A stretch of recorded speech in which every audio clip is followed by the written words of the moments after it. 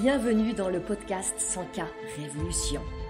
Je suis Anne-Valérie Raucourt, je suis coach et mentor pour les femmes déterminées à développer leur entreprise en quittant les diktats, en affirmant qui elles sont, en faisant ce qu'elles aiment, en vivant plus de liberté et de joie.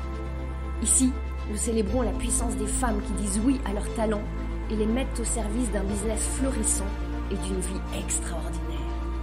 Ce podcast vous montre comment appliquer les principes de l'énergie, du mindset, de la spiritualité et des stratégies alignées pour créer un succès indécent en partant de vous. Vous allez créer vos premiers 100K par an, puis par mois. Je l'ai fait. Vous pouvez le faire aussi. C'est la 100K Révolution. Bienvenue dans ce nouvel épisode du podcast dédié au flow. Le flow. Vous en avez certainement entendu parler. Et ça devient presque comme une chose qui fait rêver. Un espace où la magie opère, un état où on est porté, où tout devient facile, tout est plus léger, on accède à d'autres dimensions. Et en même temps, je crois que pour beaucoup d'entre vous, ça reste un concept assez obscur. Quelque chose qui attire, mais qu'on ne sait pas comment vraiment vivre plus. Parce qu'on ne nous apprend pas ça. Pourtant, c'est un mot qui est entré quasiment dans le langage courant et j'observe que beaucoup de personnes ont une conception erronée de ce que c'est que vraiment le flow. Alors, dans cet épisode, je veux mettre en lumière de quoi on parle vraiment. Et mon intention, c'est de vous aider à transformer votre manière d'être dans votre business et plus amplement dans votre vie en vivant davantage ce fameux flow. Le flow, mais qu'est-ce que c'est ?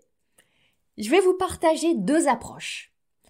D'abord, celle de la psychologie positive, qui est l'approche scientifique, traditionnelle, et l'approche plus, entre guillemets, spirituelle, qui est celle à laquelle vous pensez souvent naturellement quand vous entendez le mot flow. Et vous allez voir, c'est vraiment intéressant. Parce que ces deux approches ne nous disent pas tout à fait la même chose. Il y a des points de convergence, aussi des divergences, et moi ce que je veux c'est réussir à réconcilier les deux, en faire le meilleur pour que vraiment vous puissiez vivre davantage cet état qui est assez exceptionnel, assez jubilatoire, qu'est le flow. Je veux vous aider à renouer avec votre propre flow. Je vais commencer par un point important, c'est que le flow, c'est un phénomène universel qui est présent dans toutes les cultures, partout dans le monde et qui est accessible pour chacune d'entre vous. C'est pas un truc auquel certaines ont accès parce qu'elles seraient plus créatives, plus intuitives et d'autres pas. Non. Et c'est pour ça que c'est intéressant d'aller voir ce que nous en dit la psychologie positive parce qu'elle nous donne les clés pour créer cet état de flow. Donc je vais d'abord vous transmettre la version de la psychologie positive du flow. C'est pas une énergie qui est perchée dans l'éther, que seules des muses peuvent vous aider à vous donner, si elles sont bien lunées, si vous êtes en connexion avec elles, etc. J'ai étudié le flow il y a plusieurs années de ça. Je l'ai étudié avant de vraiment œuvrer pour le vivre de plus en plus dans mon business. C'est un état tellement intéressant. Et je l'ai étudié en particulier pendant mon cursus de formation, quand j'ai étudié pour obtenir ma certification de coach en psychologie positive à l'école centrale. Donc j'ai vraiment plongé dans tous les concepts de la psychologie positive et en particulier dans les travaux du psychologue, alors le nom est très difficile à dire, Mihaly Csikszentmihalyi. Je ne vais pas vous l'épeler, c'est un nom extrêmement compliqué. En revanche, je vais vous donner le nom de son ouvrage de référence qui s'appelle « Vivre, la psychologie du bonheur ». Et il y détaille tout le concept du flow. Ce qu'il nous dit, c'est que l'état de flow, c'est une expérience qu'on appelle optimale. Ça veut tout dire qu'on a dit optimale. Et il y a énormément d'études qui se sont penchées sur les caractéristiques, les composantes, les bénéfices du flow. Et parmi les bénéfices, on parle d'un impact très important sur notre bien-être, sur notre bonheur, sur notre estime de soi, sur notre créativité, sur notre performance. Donc vous voyez pourquoi on le décrit comme une expérience optimale. Et ce fameux Mihaly Csikszentmihalyi, je recommence, a identifié quelles sont les caractéristiques et même les ressentis qui permettent d'identifier que vous êtes en situation de flow. Je vais vous en décrire quelques-uns. Il y a une question autour de l'objectif. Vous avez un objectif que vous souhaitez atteindre et en même temps, et ça c'est très important, vous n'êtes pas attaché à l'objectif. Et je vais en reparler. Une caractéristique, c'est que vous avez une capacité de concentration qui est assez longue. Cet état de flow, c'est évalué qu'en général, on va pouvoir le tenir pendant 90 minutes à 3 ou 4 heures. Et on va être très concentré pendant ce temps-là. Concentré jusqu'à perdre la conscience de soi-même, perdre la notion du temps qui passe, perdre même la notion des besoins du corps. Vous oubliez que vous êtes fatigué, vous oubliez que vous avez faim, vous oubliez que vous avez soif. Heureusement que cet état ne peut pas durer au-delà de 3 ou 4 heures maximum. Vous êtes complètement absorbé par votre activité. On peut vous parler, il peut y avoir des sollicitations. De manière générale, vous êtes dans votre bulle. Et ce qui va être important dans cette activité particulière, et je vais vous décrire quel type d'activité est susceptible de générer ce flow, c'est que vous allez pouvoir constater des résultats très rapidement. Par rapport aux objectifs que vous avez, vous allez avancer, vous allez créer, vous allez produire. Et c'est pour ça qu'on parle d'un niveau aussi de performance excellent. Vous avez le sentiment que ce que vous faites, ce à quoi vous œuvrez, vous donne une gratification immédiate. Il y a du résultat, c'est tangible, c'est palpable. Et ça, c'est jubilatoire. L'état de flow, je vous l'ai dit, c'est pas juste un vague concept perché. Il y a beaucoup d'études qui sont allées voir qu'est-ce qui se passe dans le cerveau, électriquement, chimiquement. Et chimiquement, il y a des hormones qui sont libérées, jusqu'à 7 hormones. Alors, il y a notamment la dopamine, la sérotonine, les endorphines, vous voyez, toutes ces hormones qui sont ce qu'on appelle les hormones du bonheur et qui ont évidemment des effets positifs sur notre physiologie. Ces hormones, elles vont se diffuser dans le cerveau, dans le corps, elles vont vous aider à mieux synthétiser les informations, à mieux les traiter, elles vont booster votre motivation, elles vont vous rendre plus créatif, elles ont plein d'effets directs sur votre physiologie et vos capacités. Je vous ai parlé d'activités particulières qui favorisent le flow. Ça va être des activités pour lesquelles vous avez un intérêt intrinsèque. On parle en psychologie positive d'intérêt intrinsèque. Quand on va aller tout à l'heure basculer dans l'autre champ, le champ plus spirituel, perché ou du flow, vous voyez tout de suite le parallèle qu'on peut faire entre là, une activité qui présente un intérêt intrinsèque et on va parler de votre mission. On va parler de votre alignement. On va parler de votre raison d'être, de ce qui vous anime, de ce qui vous allume. Et c'est ce qui fait que, oui, vous avez envie d'aller vers un objectif et en même temps, c'est pas une fin en soi. Vous avez du plaisir dans l'activité en tant que telle. Elle vous motive en tant que telle. C'est intéressant de voir, en allant encore plus en profondeur dans le type d'activités qui vont provoquer ce flow, c'est qu'il y a souvent un certain degré d'exigence. Quand je dis degré d'exigence, je ne parle pas de dureté, de douleur, pas du tout. Quoique, il peut y avoir un peu de douleur dans certaines conditions. Et ça peut être extrêmement varié. Ça peut être de jouer de la musique, de faire de la cuisine, de conduire une voiture de course, de jouer avec ses enfants, de créer un tableau de chiffres, d'animer une formation, d'escalader une montagne. Ça peut toucher de très nombreux domaines. Ce qui est très important, c'est qu'il y ait en fait 2 composantes. Écoutez bien, 2 composantes.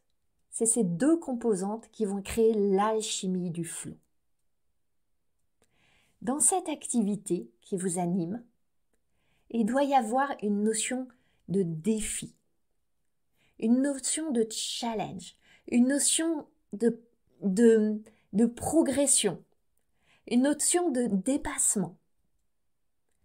Parce que fondamentalement, en tant qu'être humain, on a tous envie d'évoluer, de progresser, de se dépasser.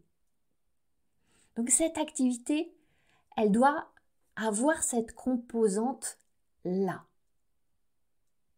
Et en même temps, deuxième composante fondamentale du flow,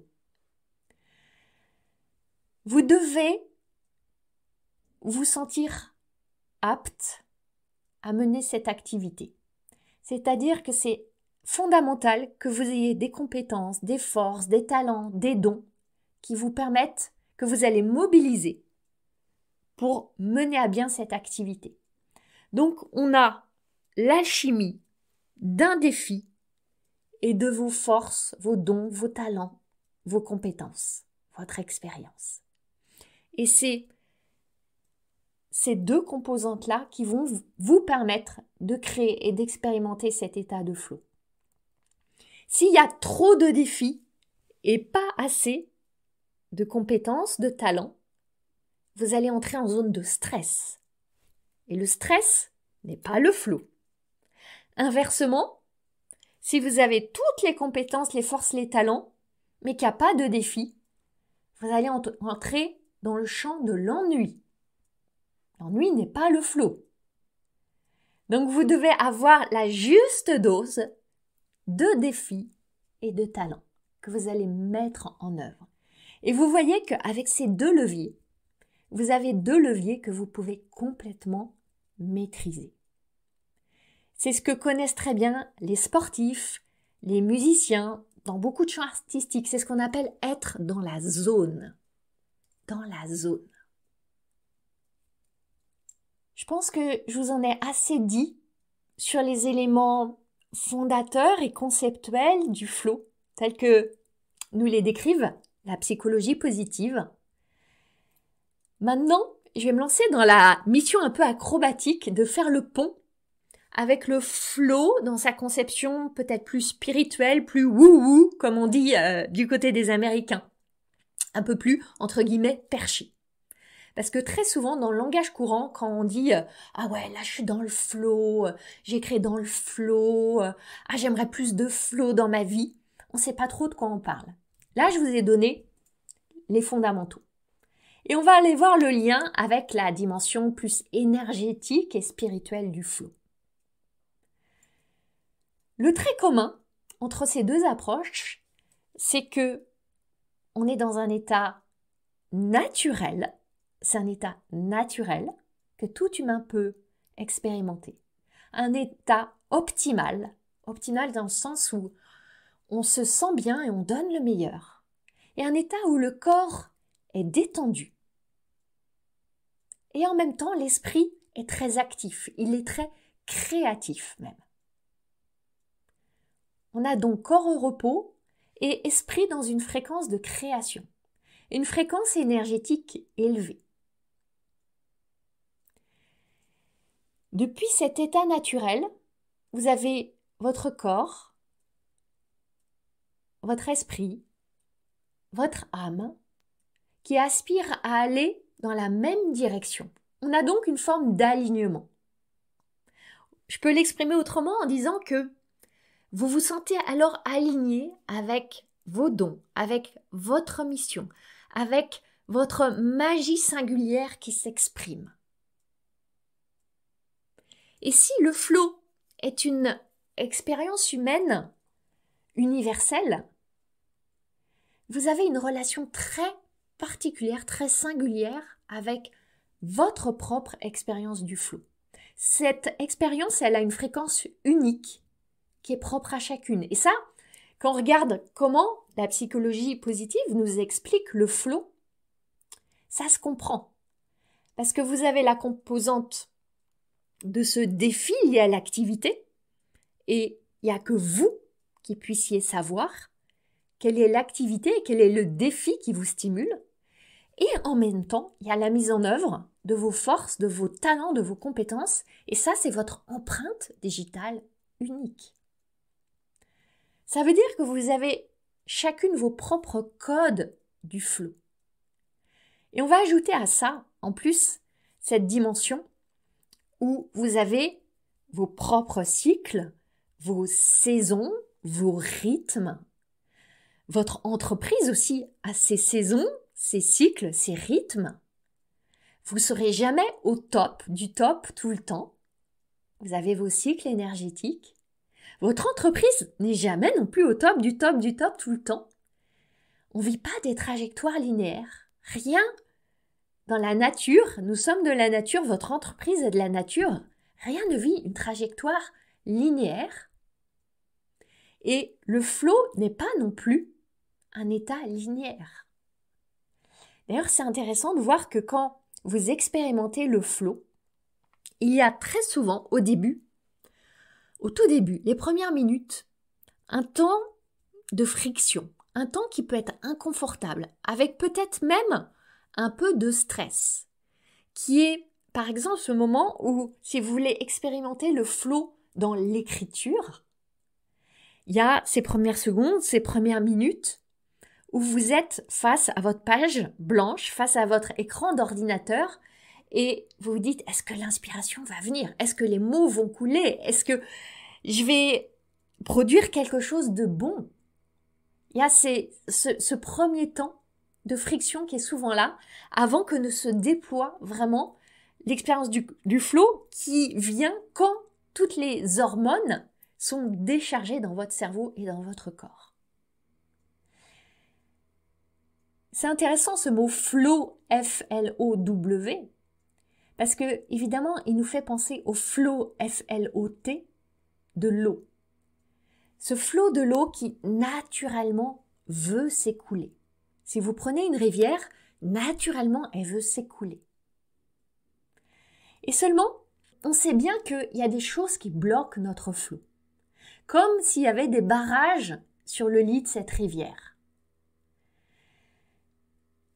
Et on peut parler là des couches de conditionnement qu'on a et qui vont parfois, pour certaines d'entre nous, faire obstacle à l'expérience du flow.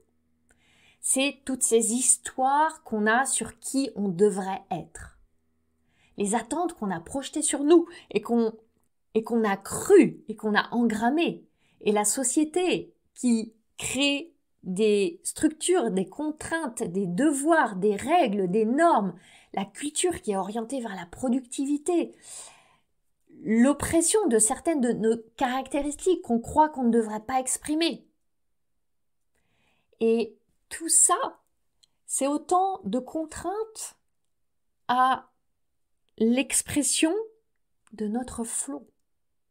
Ça nous freine dans la prise de conscience de c'est quoi ces activités qui m'animent. C'est quoi mes forces, mes talents, mes dons? C'est quoi ma singularité? Quelle est ma vraie identité? Et plus on s'approche de cette vérité-là, plus on va facilement avoir accès à l'expérience du flow. Quand vous entrez dans l'entrepreneuriat en particulier, ce que je vois, c'est que votre flow naturel, il va très souvent être bridé, être brimé par tout ce qu'on vous dit qu'il faut faire pour réussir. Tous ces fameux codes de la réussite. Et bien sûr, vous avez toutes envie de connaître ces fameux codes de la réussite. Parce que ça serait tellement génial d'avoir la recette des 10 étapes qui vont vous garantir le succès. D'appliquer les bonnes méthodes. De savoir écrire un livre en 10 leçons. De savoir trouver 10 clients en 3 étapes. De savoir créer 500 000 € avec la formule des 5 piliers. Et quand on essaye en fait de se conformer à tous ces modèles, ces formules, ces codes, etc., eh ben, on oublie, c'est quoi pour moi l'activité qui m'anime, la mission qui m'anime? C'est quoi mes forces, mes talents à moi? Et on vous dit qu'il faut être plus organisé, qu'il faut être plus productif, qu'il faut être plus professionnel, qu'il faut être plus sérieuse, qu'il faut être plus structuré, qu'il faut suivre tel modèle et tel modèle. Et vous vous conformez et vous oubliez que vous êtes une étoile que vous cherchez à faire entrer dans une boîte carrée. Et l'étoile dans la boîte carrée, elle n'arrive pas à trouver sa place et elle perd sa brillance. Et je crois que, en plus, en tant que femme, on reçoit tellement d'injonctions et des injonctions contradictoires. Alors il faudrait gagner de l'argent, mais pas trop quand même, parce que si on en gagne trop, on va être prétentieuse, on va être arrogante, on va devoir écraser les autres. Il faudrait travailler avec passion, avec la flamme, mais pas trop dur quand même, pas trop d'heures. Et puis il faudrait être intelligente, mais pas trop briller quand même. Et puis il faudrait rester humble et en même temps être ambitieuse. Et puis il faudrait être très dévouée aux autres et en même temps prendre soin de soi. Il y en a tellement d'autres encore. Alors votre esprit et votre corps, ils vont s'habituer à se conformer, à travailler dur, à porter toutes les casquettes, à essayer de faire tout bien comme il faut, à rentrer dans tout ce paradigme autour du travail. C'est vraiment intéressant de voir cet immense saut qu'ont à faire les entrepreneurs qui ont été salariés et qui basculent dans l'entrepreneuriat. Il y a tellement de vieilles identités à lâcher et c'est pas rien. Là, je pense à un conditionnement très fort qu'on a. On est habitué à quantifier le travail avec 2 chiffres. Le nombre d'heures de travail et le salaire. En France en particulier, on est tellement attaché au nombre d'heures. Les 35 heures, les 5 semaines de congés payés, on ne veut pas en déroger, faut pas travailler plus, etc., etc. Et puis, deuxième chiffre, le salaire. Le salaire qui est attaché au temps. On parle du SMIC horaire, du revenu mensuel, du salaire annuel. Et dans notre inconscient, on a complètement attaché le temps et l'argent. Et ça crée une croyance qui est extrêmement répandue, que le temps crée l'argent. Et donc, si je veux plus d'argent, je dois travailler plus. C'est logique. C'est ultra rationnel.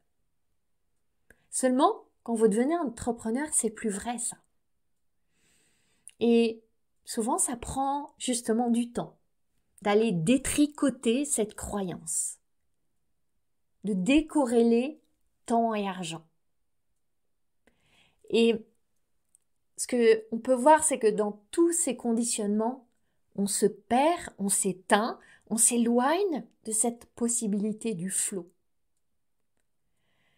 Notre flow, il est toujours là, seulement il rencontre un barrage, puis un autre, et puis un autre.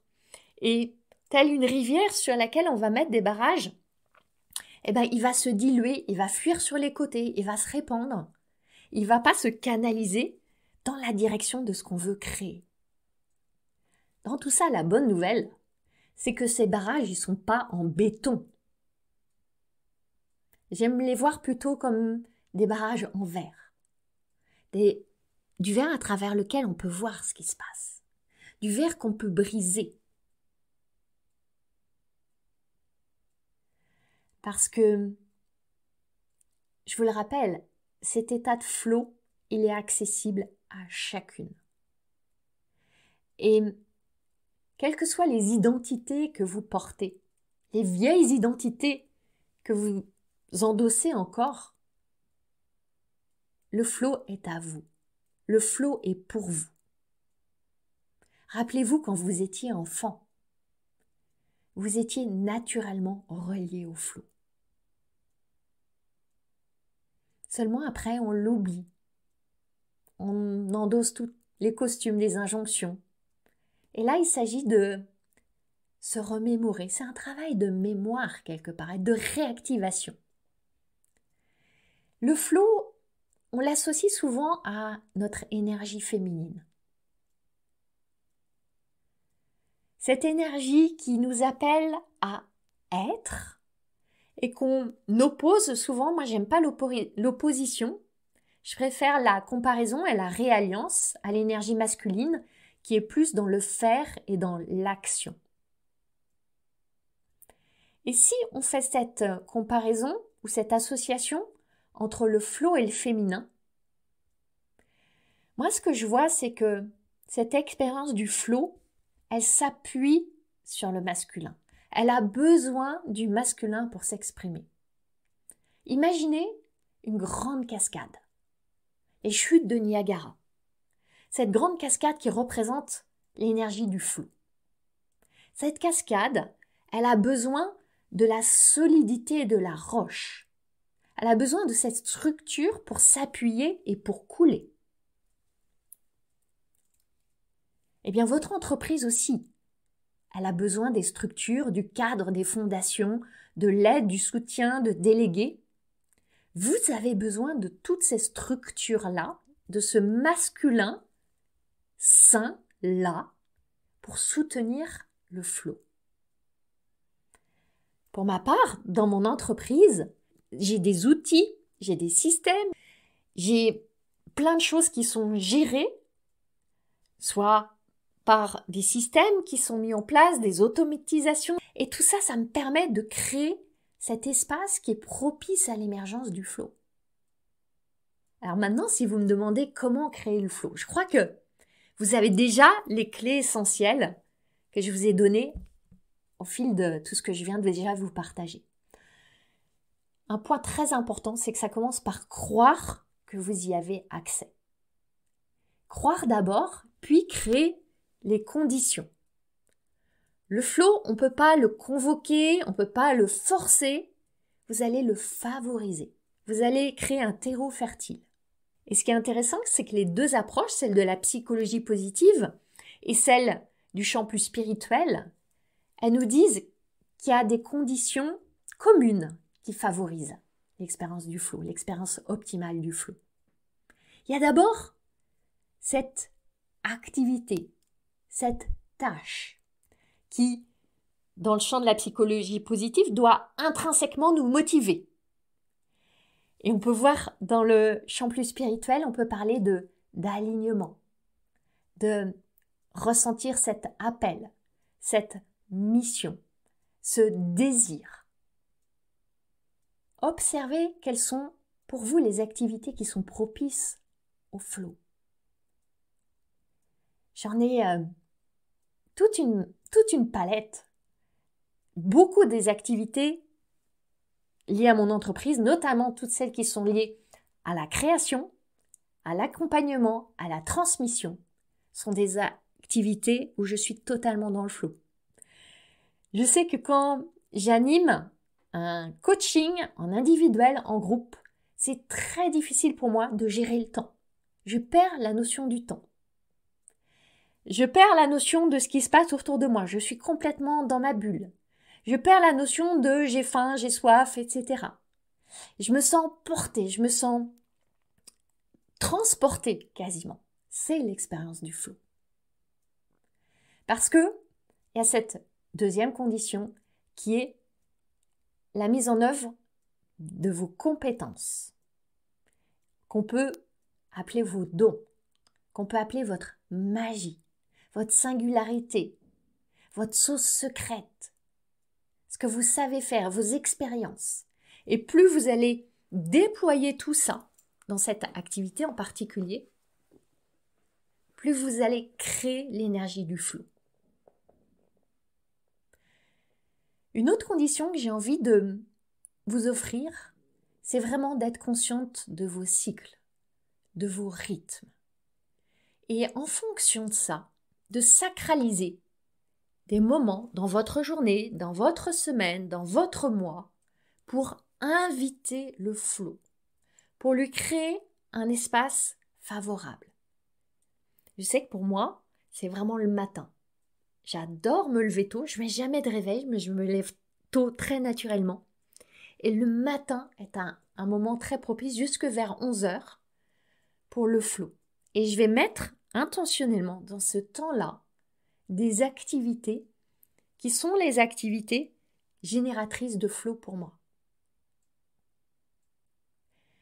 Je garde aussi chaque semaine une journée, c'est chaque jeudi, où je n'ai aucun rendez-vous, aucune réunion. Mon agenda est complètement vide pour faciliter et créer ce rendez-vous possible avec le flow. J'ai envie d'ajouter autre chose. C'est que il y a ce fantasme que le flow devrait nous descendre du ciel et nous traverser sans qu'on ait rien à faire. Parce que c'est l'énergie féminine et qu'on a juste à être et à recevoir. Oui, et vous devez aussi faire votre part. Comme je l'évoquais tout à l'heure, il y a ces débuts qui sont souvent un peu difficiles. C'est quelques minutes où vous vous lancez et ça vient pas tout de suite. Je suis en train d'écrire un livre. Et cette friction, je la rencontre. Où je me dis, allez, je vais à la rencontre de mon livre, je dédie un temps, je me dis, je vais consacrer 2 heures, je vais vivre cette expérience du flow, je l'anticipe, je la goûte à l'avance. Mais ça vient pas tout de suite. Il faut un moment pour se plonger dans l'activité, pour ressentir la joie d'y être, pour mobiliser ses ressources, faire émerger ses dons et ses talents. Et comme le sportif, le coureur qui, dans les premières minutes, est pas tout de suite dans la jubilation de la course. C'est la même chose. Vous avez votre part à faire. Et notamment traverser cet inconfort qui est souvent là dans les premières minutes. Et puis, il y a aussi, je l'ai évoqué tout à l'heure, des barrages à lever. Par exemple, l'attachement aux objectifs, aux résultats. Si vous êtes dans une activité où la seule chose qui compte, c'est d'atteindre le sommet de la montagne, vous vous leurrez. Si vous n'êtes pas dans le plaisir du chemin, le plaisir pas à pas, le plaisir jour après jour, vous n'allez pas vivre l'expérience du flow. Parce que vous êtes en train de projeter qu'il y aura plus de plaisir, de joie, de satisfaction après. Non, ça c'est pas l'expérience du flow. L'attachement aux objectifs et aux résultats, il va étouffer la possibilité d'émergence du flow qui est une expérience de l'instant. Un autre barrage que j'ai envie de vous partager, évidemment, c'est quand vous vous éloignez de vos forces, de vos dons, de vos talents, et que par exemple vous voulez faire un lancement en faisant un webinaire, en suivant un certain protocole de webinaire, parce qu'on vous a garanti que c'est le webinaire qui va faire que vous allez avoir tous les clients que vous désirez dans votre nouveau programme.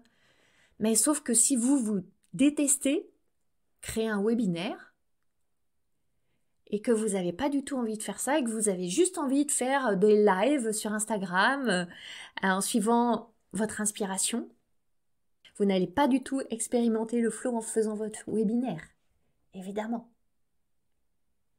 Attention aussi aux distractions qui peuvent créer des perturbations sur la fréquence du flow. Alors, oui, le flow vous met généralement dans une forme de bulle. Une bulle où vous êtes isolé du monde extérieur. Néanmoins, si par exemple vous êtes en train d'écrire un livre et vous avez des notifications qui sonnent, qui font des pop-up sur votre écran, ça va vous sortir de l'état de flow. Ou si vous avez quelqu'un qui vient frapper à votre porte avec insistance, ça va vous faire sortir de l'état de flow. C'est un état intense et néanmoins qui a une forme de fragilité. Donc prenez-en soin. Chérissez-le.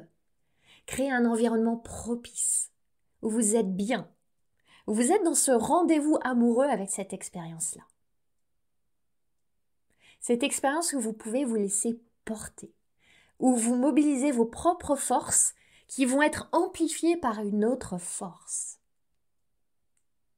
C'est un état high, c'est un état addictif, et en même temps, c'est un état qui ne peut pas être présent tout le temps. Alors, commencez pas à vous flageller si vous dites « Non mais moi, je comprends pas, je vis pas le flow tout le temps, c'est seulement épisodique, qu'est-ce qui va pas chez moi, il me manque un truc. » Non, ça ne peut pas physiologiquement être présent tout le temps.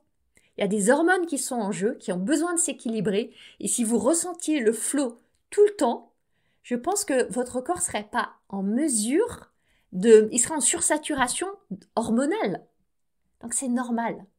Vous ne pouvez pas l'expérimenter physiologiquement tout le temps. Puisque je parle des hormones, ça me fait penser à une autre dimension intéressante du flow. C'est que ces hormones qui vont inonder votre corps pendant l'état de flow, eh bien, elles ne vont pas se volatiliser d'un coup. Elles restent ensuite, elles vont petit à petit diminuer, mais elles vont rester dans votre corps jusqu'à 48 heures, voire plus. Les études montrent ça. Donc, c'est intéressant de connaître ça, parce que vous allez pouvoir créer l'état de flow, par exemple en dessinant, en cuisinant, en bricolant, avec un initiateur de flow quelque part, puis ensuite surfer sur cette vague pour accomplir une tâche peut-être moins exaltante, mais que vous allez faire avec plus de facilité, parce que vous allez bénéficier de cet état de bien-être et de créativité et de performance que vous avez créé. Voyez comment vous pouvez jouer avec ça. C'est assez jubilatoire. Et pour finir, j'ai envie de finir avec un élément important. C'est que le flow, c'est un état de réceptivité. Vous vous ouvrez à recevoir la créativité, l'inspiration, les idées, le focus, les mots, l'énergie. Et dans cette ouverture qui se crée en vous, c'est tout votre business qui s'ouvre à recevoir plus. Vous et votre business, vous êtes reliés. Donc cette ouverture, elle gagne tout le champ qui est autour de vous. Et votre entreprise s'ouvre à recevoir plus aussi, plus de clients, plus d'opportunités, plus d'argent. Et ça, c'est pas un concept ouhou. Souvenez-vous, il y a des hormones qui sont mises en mouvement, qui fait que vous exudez la joie, qui fait que vous aimez ce que vous faites. Et évidemment, depuis cet espace-là, vous inspirez, vous pétillez, vous magnétisez. Donc vous voyez, c'est non seulement un état de bien-être personnel, et c'est génial de le savourer, mais en plus cette énergie que vous ressentez, elle se diffuse et elle infuse vos créations, votre expression, vos connexions. C'est pour ça que j'avais tellement envie de vous parler du flow. Et je vais vous laisser avec une question. À quoi va ressembler cette nouvelle phase, cette nouvelle ère de votre entreprise en jouant avec l'énergie du flow? On se retrouve la semaine prochaine. Vous avez aimé ce podcast? Vous pouvez aider d'autres entrepreneurs à le découvrir. C'est très simple. Vous laissez une note et un commentaire sur votre plateforme d'écoute préférée. Vous pouvez aussi partager le visuel ou une capture écran en me taguant sur vos réseaux sociaux. Un immense merci.